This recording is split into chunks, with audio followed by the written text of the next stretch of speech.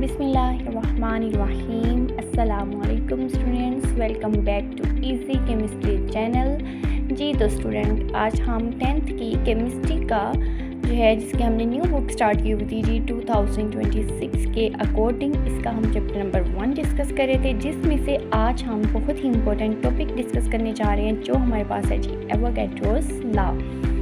So video को आपने full watch करना है। वीडियो पसंद आए इसे लाइक और चैनल को सब्सक्राइब करना मत भूलिएगा। क्या कभी आपको हैरानी हुई है कि जैसे ही आप बैलून देते हैं, ठीक है, उसमें आप हवा भरते हैं तो बैलून जो है वो बड़ा होना शुरू हो जाता है, ठीक है।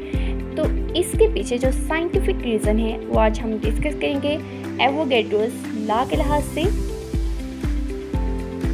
हाँ जी, आज के टॉपिक में हम जानेंगे कि एवोगैड्रोस लॉ क्या होता है, इसकी कोई एवरीडे एग्जांपल देखेंगे, हम इसकी काइनेटिक पार्टिकल थ्योरी के लिहाज से एक्सप्लेनेशन की बात करेंगे, इसकी डेफिनेशन की जाएगी, मैथमेटिकल एक्सप्रेशन की बात करेंगे, एवोगैड्रोस लॉ के लिहाज से कुछ कंडीशंस जानेंगे, इम्पोर्टेंस की बात की जाएगी और क्विक न्यूमेरिकल कंसेप्ट हम देखेंगे। इसके अलावा इस पूरे टॉपिक में जो भी हमारे पास इंपॉर्टेंट MCQs या शॉर्ट क्वेश्चन है उसकी भी बात करेंगे। अब सपोज करें कि आपके पास एक बैलून है, आप जैसे ही उसमें ज़्यादा हवा बढ़ते हैं तो बैलून जो है वो लार्जर हो जाता है, ठीक है। इट मीन्स उसका वॉल्यूम इंक्रीज़ हुआ है, लेकिन वॉल्यूम इंक्रीज़ हुआ क्यों है? तो ये जो है दरअसल वजह ये है कि जैसे ही गैस की पार्टिकल्स जो है उनको ज़्यादा स्पेस की ज़रूरत होती है। अगर गैस पार्टिकल ज़्यादा होंगे तो स्पेस भी ज़्यादा चाहिए होता है, जिसको हम एक्सप्लेन करते हैं एवोगैड्रोस लॉ के लिहाज से।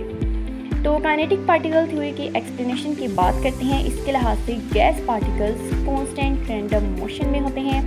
गैस का प्रेशर डिपेंड करता है जी नंबर ऑफ पार्टिकल कोलिशंस पे, यानी अगर हमारे पास ज़्यादा गैस के पार्टिकल्स होंगे तो कोलिजन भी ज़्यादा होगी। प्रेशर को कांस्टेंट रखने के लिए गैस एक्सपेंड करती है, फैल जाती है, जिसके नतीजे में गैस का वॉल्यूम जो है वो इंक्रीज हो जाता है। यानी कि अगर गैस ज़्यादा होगी, ठीक है, तो इसके नतीजे में कोलिजन भी ज़्यादा होगी और वॉल्यूम भी बढ़ जाएगा। हाँ जी, डेफिनेशन की बात की जाए तो कांस्टेंट टेम्परेचर और प्रेशर पे जो गैस का वॉल्यूम है ये डायरेक्टली प्रोपोर्शनल होता है जी नंबर ऑफ मोल्स पे। इसे हम नाम देते हैं एवोगैड्रोस लॉ का, ठीक है। अब मेन चीज़ तो आपने ज़हन में रखनी है, टेम्परेचर भी कांस्टेंट है, प्रेशर भी कांस्टेंट है, वॉल्यूम डायरेक्टली प्रोपोर्शनल है नंबर ऑफ मोल्स की। सो मैथमेटिकल एक्सप्रेशन की बात की जाए तो V डायरेक्टली प्रोपोर्शनल होता है जी N के, यहाँ पे V है जी वॉल्यूम, N है number of moles. Directly proportional का मतलब होता है कि वॉल्यूम नंबर ऑफ मोल्स के बढ़ने से वॉल्यूम भी बढ़ जाएगा, ठीक है। और ये पूरा प्रोसीजर जो है ये कांस्टेंट टेम्परेचर और प्रेशर पे होगा। अब डायरेक्ट रिलेशनशिप की बात की जाए तो ज़्यादा गैस के पार्टिकल्स इट मीन्स वॉल्यूम भी लार्जर होगा, ठीक है। Less gas particles it means volume भी स्मॉलर होगा। गैस के पार्टिकल्स के पे डिपेंड करता है, अगर गैस के पार्टिकल्स ज़्यादा होंगे तो वॉल्यूम भी ज़्यादा हो जाएगा, गैस के पार्टिकल्स कम होंगे तो वॉल्यूम भी कम हो जाएगा। अब एवरीडे एग्जांपल वही बैलून वाली, ज़्यादा एयर हम उसके अंदर पंप करते हैं, इसका मतलब ज़्यादा गैस के मॉलिक्यूल्स उसके अंदर जाते हैं, बैलून एक्सपेंड हो जाता है, फैल जाता है, उसका वॉल्यूम जो है वो इंक्रीज़ हो जाता है, ठीक है। तो ये हमारे पास जो है एवोगैड्रोस लॉ की एक परफेक्ट एग्जांपल है।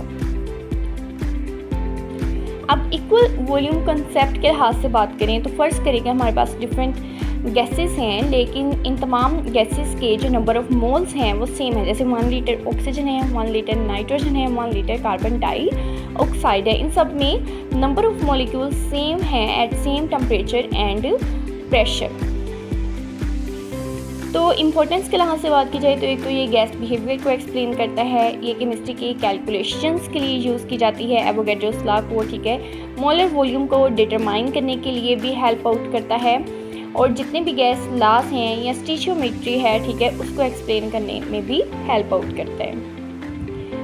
अब इसमें मेन पॉइंट्स क्या थे कि टेम्परेचर कांस्टेंट था, प्रेशर भी कांस्टेंट था, मोर number of moles it means more volume, और फार्मूला था जी इसका कि V डायरेक्टली प्रोपोर्शनल है जी N के, V फॉर वॉल्यूम, N है जी नंबर ऑफ मोल्स।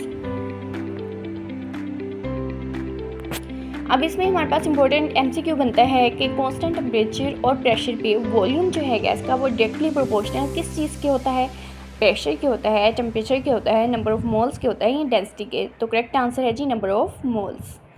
और शॉर्ट क्वेश्चन इसमें पूछा जाता है कि आप एवोगाड्रोस लॉ को डिफ़ाइन करें, ठीक है। तो आपने इसकी डेफिनेशन लिख देनी होती है और साथ में आपने इसकी मैथमेटिकल एक्सप्रेशन लिख दें, ठीक है। तो हम डेफिनेशन अभी डिस्कस कर चुके हैं। कांस्टेंट टेम्परेचर और प्रेशर पे वॉल्यूम डायरेक्टली प्रोपोर्शनल होगा जी नंबर ऑफ़ मोल्स की।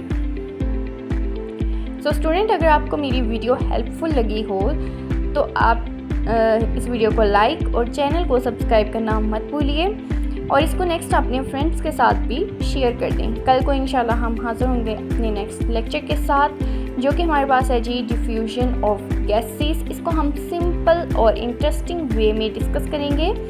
तब तक हमें इजाज़त दीजिए। अल्लाह हाफ़िज़।